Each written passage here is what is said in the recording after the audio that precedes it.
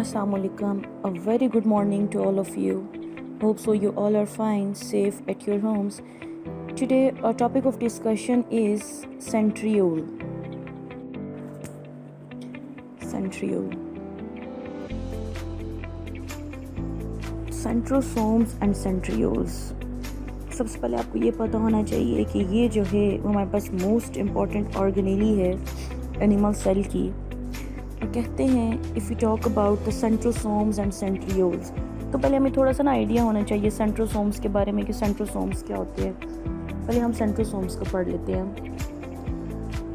हमारे पास एक darkly stain reason होता है साइटोप्लाज्म के अंदर, डार्कली कलर का एक रीजन होता है साइटोप्लाज्म के अंदर जिसको सेंट्रोस्फीयर कहा जाता है। अभी आगे भी आएगा स्लाइड्स के अंदर, मैं आपको दिखाऊंगी कि darkly staining region of the cytoplasm is known as a सेंट्रोस्फीयर।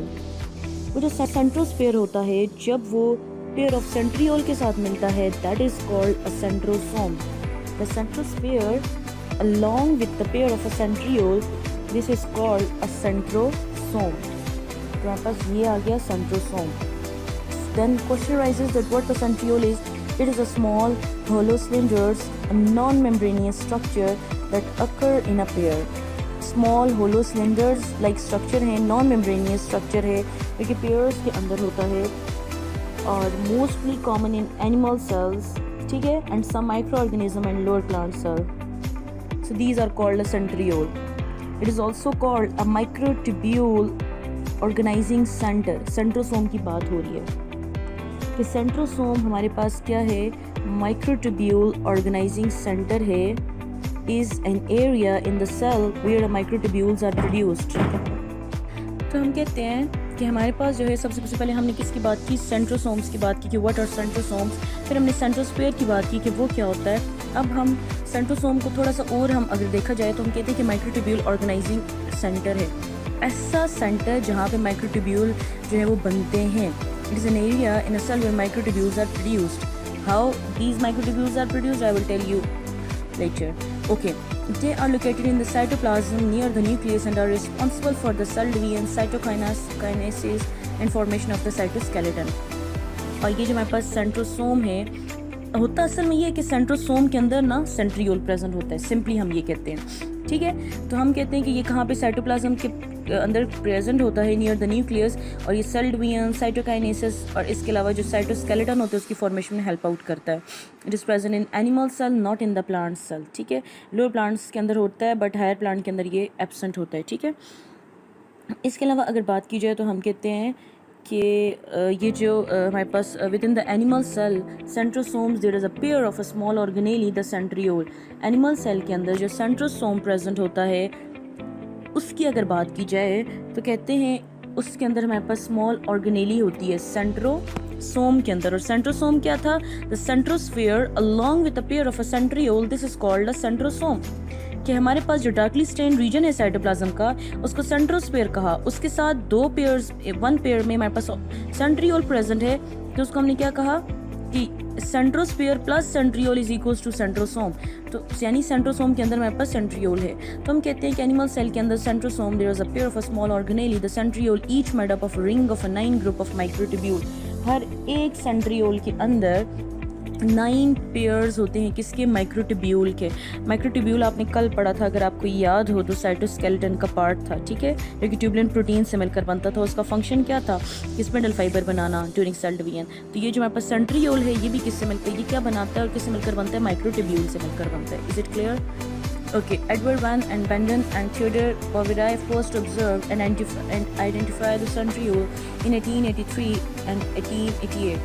Centrioles are the subcellular structure typically consisting of a 9 triplet microtubules that are arranged in a hollow cylinder in a 9+3 pattern. इस बात का क्या मतलब है?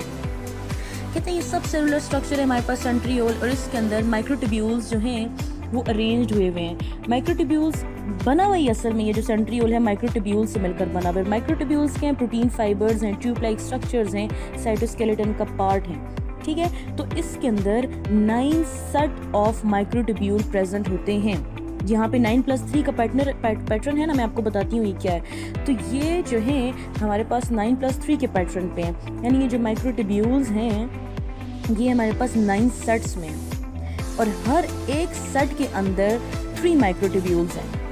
किस तरह मैं आपको एग्जांपल देती हूँ। फॉर एग्जांपल आप लॉग ले लो, बहुत सारे वुडन लॉग ले लो, ठीक है, और 9 सेट्स बना दो और हर एक सेट को खोलो तो उसके अंदर आपको 3 वुडन लॉग नजर आए, स्टैक्स ऊपर नीचे गट्ठे नजर आए, 3 वुडन लॉग जो हैं, 3 पीसेस जो हैं वुड के, वो आपको नजर आए, ठीक है। तो आपके पास ऐसे 9 सेट्स हों। तो इसी तरह यहाँ पे भी 9 सेट्स हैं माइक्रोट्यूब्यूल के, जैसे 9 जो है वुडन हमारे पास जो है वो लॉग के सेट्स हैं, और इसी तरह माइक्रोट्यूब्यूल भी 9 सेट्स हैं और हर एक सेट को निकालो तो उसके अंदर आपको 3 माइक्रोट्यूब्यूल नजर आएंगे।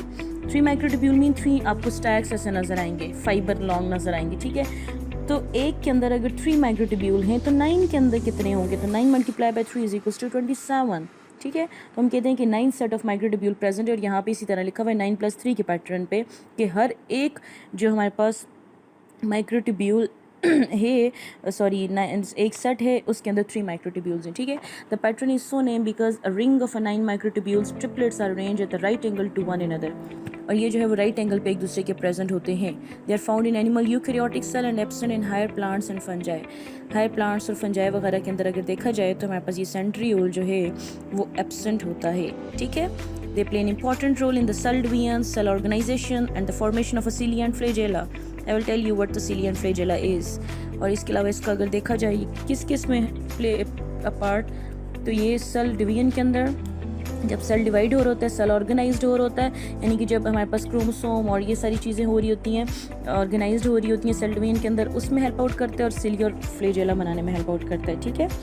तो इसके अलावा अगर देखा जाए तो हम कहते हैं सेंट्रोसोम की कोर, मेरी माइंड में बहुत अच्छी डेफिनेशन आई है, centriole is present in a region that is called a centrosome, ठीक है। तो इसके अलावा अगर देखा जाए तो कहते हैं कि हायर प्लांट्स वगैरह के अंदर जो है ये एब्सेंट होता है। Okay, you can see it in a diagram. ये देखें, मैंने कहा 9 ट्रिपलेट की फॉर्म में, ये देखें, इसमें आप अगर देखें तो आपको नज़र आएंगी 1 2 3 4 5 6 7 8 9, ये जो ये है 9 ट्रिपलेट है, और हर एक को खोल के देखा जाए तो उसके अंदर आपको कितने नज़र आएंगे, 3 स्टैक्स नज़र आएंगे, 3 सेट्स नज़र आएंगे, 3 माइक्रोट्यूब्यूल्स नज़र आएंगे, ठीक है। और ये सेंट्रोस्फेयर है। सेंट्रोस्फेयर भी मैंने आपको बता दिया कि ऐसी स्टेनिंग रीजन, डार्कली स्टेनिंग या डार्कली कलर्ड रीजन साइटोप्लाज्म का सेंट्रोस्फेयर कहलाता है, और सेंट्रियोल भी, ठीक है। और सेंट्रोसोम के अंदर हमारे पास सेंट्रियोल होते हैं, ये भी आपको पहले जो गोल नजर आ रही है that is a centrosome. Within the animal cell, the centrosome, there is a pair of a small organelle, the centriole, made up of a 9 group of microtubules. There are 3 fused microtubules in each group. I told you the 2 centrioles are arranged so that each of the one is perpendicular to the another one. कि इस तरह arrange हुए होते हैं कि एक दूसरे के परपेंडिकुलर होते हैं, ठीक है। During an animal cell division, the centrosomes divide and the centriole replicate, make new copies. जब एनिमल सेल डिवाइड हो रहा होता है माइटोसिस वगैरह के अंदर, तब सेंट्रोसोम हमारे पास डिवाइड होता है और जो सेंट्रियोल होता है ये रेप्लिकेट होने शुरू हो जाता है। तो रिजल्ट में हमारे पास 2 सेंट्रोसोम्स आते हैं और हर एक सेंट्रोसोम के पास 1 पेयर होता है किसका, सेंट्रियोल का, और मूव करते हैं ऑपोजिट डायरेक्शन में। सबसे पहले आप माइटोसिस के पहला जो पढ़ते हैं तो आप ये पढ़ते होते हैं ना कि हमारे पास जो है वो सेंट्रियोल जो है वो ऑपोजिट डायरेक्शन में चला जाता है, तो वो बनता किससे है, तो कहते हैं वहाँ पे जो है वो सेंट्रोसोम डिवाइड हो रहे होते हैं और उससे वो बनते हैं, ठीक है। The 2 centrosomes move to the opposite end of a nucleus and form each centrosomes. The microtubules grow into a spindle which is responsible for separating the replicated chromosome into a new daughter cell.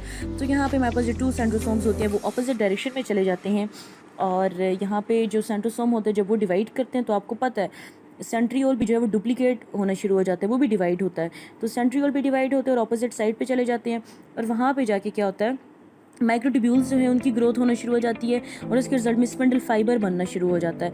अब क्या होता है, इन centriole से हमारे पास spindle fibre arise होता है, और वो स्पिंडल फाइबर क्या करता है, जो हमारे पास क्रोमोसोम होता है उनको सेंट्रोमियर से अपनी तरफ खींचता है। तो कुछ आर्म्स एक तरफ चली जाती हैं और कुछ आर्म्स जो क्रोमोसोम होता है उसकी, यानी कि सेपरेट करने का काम करता है। सिंपली हम कह सकते हैं कि ये सेपरेशन ऑफ क्रोमोसोम के अंदर जो है वो हेल्प आउट करता है, ठीक है।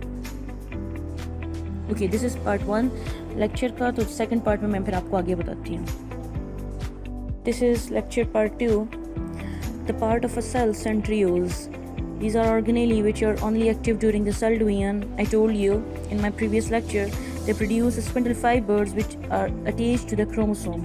Okay, the fibers pull a copy of each chromosome to the opposite side of a cell so that when it splits, each new daughter cell has all the DNA it needs. ठीक है, यानी कि क्या करता है, पुल करता है हर side जो है वो क्रोमोसोम की, और इसकी वजह से क्या होता है कि जो डॉटर सेल होता है उसके अंदर DNA जो होता है वो इक्वल अमाउंट में जाता है.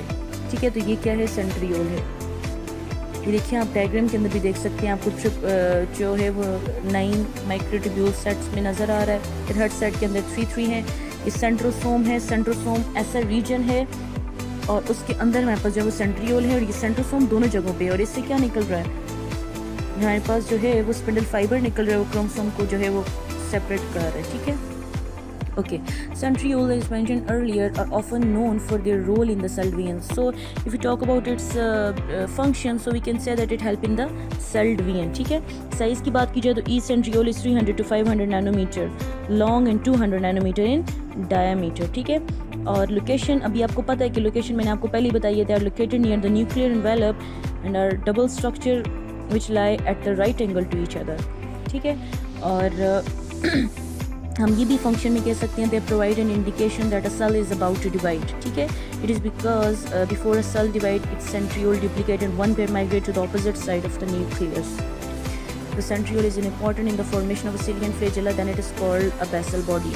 We cilia और flagella बनाता है, at that time we called it a basal body. Okay. ये थोड़ा सा डिफरेंस मैंने इनका आपको बता दूँ, centrosome structure and centriole structure.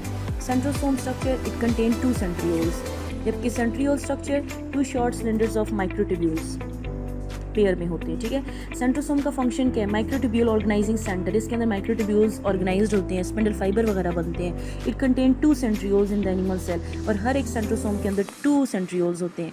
जबकि if you talk about the centriole function, it act as anchors then microtubules attaches during cell division to move the chromosome.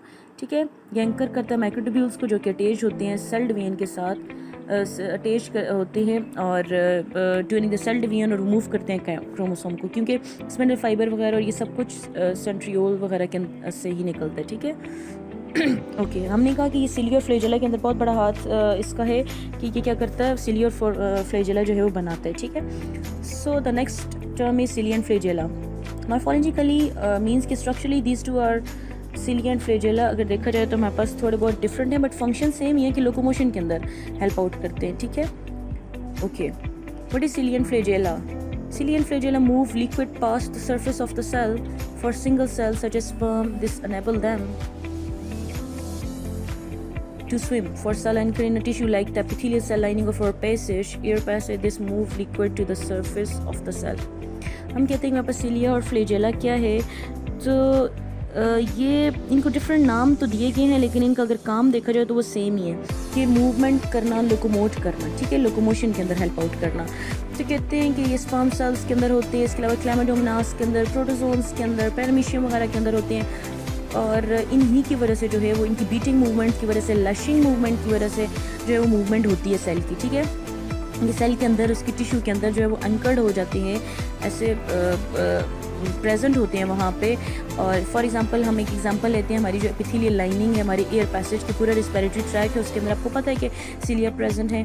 ठीक है, तो वो बीटिंग मूवमेंट शो करते हैं, जिसकी वजह से जो है वो हमारा जो लिक्विड वगैरह है वो मूव कर जाता है, और पीछे जो डस्ट पार्टिकल्स हैं वो ट्रैप कर जाते हैं रिस्पिरेटरी ट्रैक के अंदर. ठीक है, इसके अलावा फिंगर लाइक हेयर प्रोजेक्शंस हैं सेल मेम्ब्रेन की, it help in the movement of the cell surrounding fluid, और एग्जांपल में पैरामीशियम, बैक्टीरिया, स्पर्म और ये सब कुछ आते हैं. Cilia and flagella. It is found on the outside of the cell. Function is movement. Structure. इसके स्ट्रक्चर की अगर बात की जाए तो ये रिंग्स होते हैं माइक्रोट्यूब्यूल्स के, और मेम्ब्रेन के अंदर हमारे पास रैप्ड हुए होते हैं. ठीक है, माइक्रोट्यूब्यूल, आउटर माइक्रोट्यूब्यूल्स और इनर माइक्रोट्यूब्यूल्स इस तरह प्रेजेंट होते हैं, और इसके अंदर जो है ये क्या होते हैं, रिंग्स में प्रेजेंट होते हैं. ठीक है, और ये पेयर्स में प्रेजेंट होते हैं, और ये बैकवर्ड एंड फॉरवर्ड मूवमेंट करते हैं, जिसको हम बैक एंड फोर्थ मूवमेंट भी कहते हैं. और प्रोटिस्ट्स वगैरह के अंदर भी प्रेजेंट होते हैं, जैसे पैरामीशियम आ गया, और इसके अलावा जो हमारे पास एमीबा वगैरह आ गया. ठीक है, कुछ एनिमल सेल्स के साथ भी होते हैं. Cilia, it is a numerous short hair like structure. एक और मैं आपको डिफरेंस बताऊँ सिलिया और फ्लैजेला का, कि फ्लैजेला जस्ट 1 और 2 होते हैं किसी भी सेल के साथ, जबकि सिलिया बहुत ज़्यादा नंबर में होते हैं. सिलिया स्मॉलर होते हैं, फ्लैजेला थोड़ा बड़ा होता है. हम सिलियम सिंगुलर के लिए यूज़ करते हैं और सिलिया फॉर प्लूरल, और इसी तरह हम जो है वो फ्लैजेला बहुत सारों के लिए यूज़ करते हैं, और फ्लैजेलम फॉर सिंगुलर टर्म, ठीक है। तो हम कहते हैं कि ये सिलिया जो है वो backward and forward movement show करता है, like roars in the boat, ये देखें, और सेम मूवमेंट साथ हो रही होती है। ये बोट की वजह से जो इसको मुझे नाम नहीं आता जिसके साथ ये घुमाते हैं और ऐसे होता है, तो बिल्कुल उनकी तरह जो है वो सिलिया मूव कर रहे थे साथ साथ सारे के सारे। Another example of the cilia is cells lining human respiratory system. I told you कि जो डस्ट वायरसेस बैक्टीरिया हैं वो स्टक कर जाते हैं लेयर ऑफ म्यूकस में, और सिलिया जो है वो कॉन्टीन्यूसली स्वीप करते हैं इस म्यूकस को और बाहर की तरफ भेजते हैं कि जब हम जो है वो सांस लेते हैं, तो एट दैट टाइम जितनी भी डस्ट पार्टिकल्स होते हैं वो सिलिया के साथ जो है वो स्टक कर जाते हैं सिलिया की मूवमेंट की वजह से, और यहाँ पे जो हमारे पास म्यूकस होते हैं उससे स्टक कर जाते हैं और बाहर जो स्वेल्ड अप हो जाते हैं, ठीक है, बाद में स्नीजिंग के थ्रू या कफिंग के थ्रू या ऐसे जो है वो, ठीक है, प्लैगम वगैरह जिसको हम कहते हैं, बलगम वगैरह, उसके थ्रू। फ्लैजेला, वन और a few long a whip like structure. वैसे अगर देखा जाए तो ये ड्राइव हुआ लैटिन वर्ड से whip like. Whip like mean लेश नहीं होती, आई लैश, उसकी तरह का जो है वो स्ट्रक्चर होता है, ठीक है, और थोड़ा लॉन्ग होता है, और ये भी विपिंग यानी कि लैशिंग मूवमेंट शो करता है, और ये जो है इनकी नंबर थोड़े कम होते हैं, ठीक है, लैशेस से निकला है विप का मतलब, तो ये इसका मूवमेंट जो है वो थोड़ी मूवमेंट तो ठीक करता है, बट इसका नंबर जो है वो थोड़ा कम होता है as compare to cilia large number होते हैं, ठीक है। प्रोपेलर लाइक मोशन शो करता है, जैसे कि जेट की तरह की नहीं होती, जेट प्रोपल्शन होती है, फ़ौरन से जो है वो जेट आगे की तरफ जो है मूव करता है हवा में, बिल्कुल इस तरह की इसकी मूवमेंट होती है, बिल्कुल प्रेशर के साथ आता है और फ़ौरन से जो ऑर्गेनिज्म में मूव करता है। ये देखिए आपको बेसल बॉडी नज़र आ रही है, और वहाँ से हमने क्या कहा, सिलिया की, और इसके अंदर बैक एंड फोर्थ मूवमेंट हो रही है। ये माइक्रोस्कोपिक व्यू है, ठीक है, सिलिया बहुत शॉर्ट होते हैं, लेकिन माइक्रोस्कोपिक व्यू है कि बैकवर्ड एंड फॉरवर्ड मूव करते हैं। जैसे कि आप कैंडल की एग्जांपल ले लें कि कैंडल के जो ऊपर फ्लैम होता है वो ऐसे backward and forward movement show कर रहा होता है, फ्लैशिंग मूवमेंट्स, तो ये भी इस तरह करता है, ठीक है, cilia. Okay, what is the difference between cilia and flagella? If we talk about cilia, the cilia are small in size, 5 to 10 micrometer. If we talk about flagella, these are long, up to 1 to 50 micrometer. More in number, maybe up to 14,000 per cell. cilia एक cell के अंदर जो है 14,000 हो सकते हैं, जबकि flagella few in number, 1 to 8 in number. Cilia beat in a coordinated way, बिल्कुल साथ मूव करते हैं, जैसे कि मैंने आपको नहीं बताया बोट के रोअर्स की तरह, जबकि फ्लैजेला बीट इंडिपेंडेंटली। फ्लैजेला जो है वो इंडिपेंडेंटली मूव करते हैं, एक दूसरे पे डिपेंड नहीं करते। Cilia that take part in the locomotion and attachment, cilia के साथ जो है वो अटैचमेंट भी हो सकती है, कोई ऑर्गेनिज्म अटैच्ड भी हो सकता है स्पेसिफिक किसी भी सबस्ट्रेटम के साथ, but if you talk about the flagella it only involve in the locomotion, so these are the comparison chart, ठीक है, there is a comparison chart. Okay, cilia and flagella are really similar in structure. Each has a ring of a 9 pair of microtubules surrounding the 2 central pairs. इनके अंदर microtubules होते हैं और उन्हें surround किया होता है किसको, 2 सेंट्रल पेयर्स को, और वो जो 2 सेंट्रल पेयर्स होते हैं जो मिड में हमारे पास जो है माइक्रोट्यूब्यूल प्रेजेंट होते हैं उसको एक्सोनेम बोलते हैं।